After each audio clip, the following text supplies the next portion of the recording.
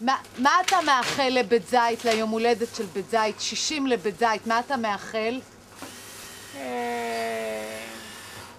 מה אגיד לך?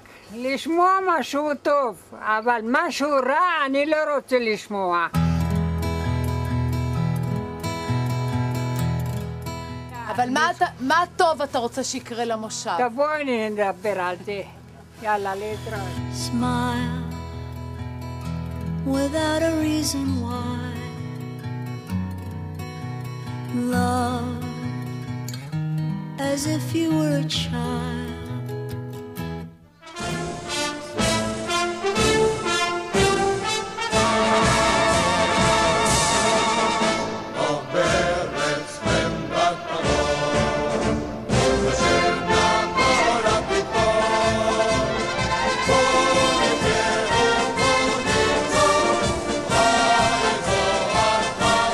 בין השנים 1949 ל-1950, בשיא העלייה הגדולה לישראל, מתארגנות במחנות העולים שתי קבוצות להתיישבות בערי יהודה, הגרעין היוגוסלבי והגרעין המצרי.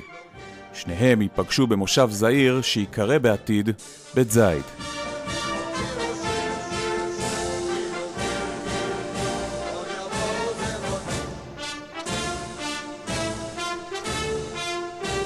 בנו את בית זית אנשים שלא ידעו לבנות.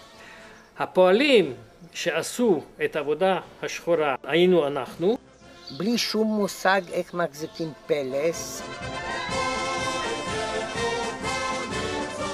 היה חדר וחצי, בחוץ היה בית שימוש ומים. קיבלנו 24 מטר, זה אבי, אמי, אחותי ואני.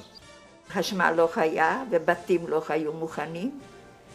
אבל היו ימים 10 פעמים יותר טובים מעכשיו.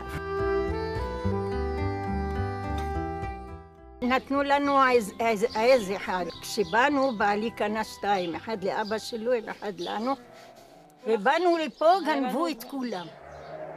אני ראיתי אותם גונבים את העזים, אני ראיתי, אבל האוטו כבר ירד וברח לי.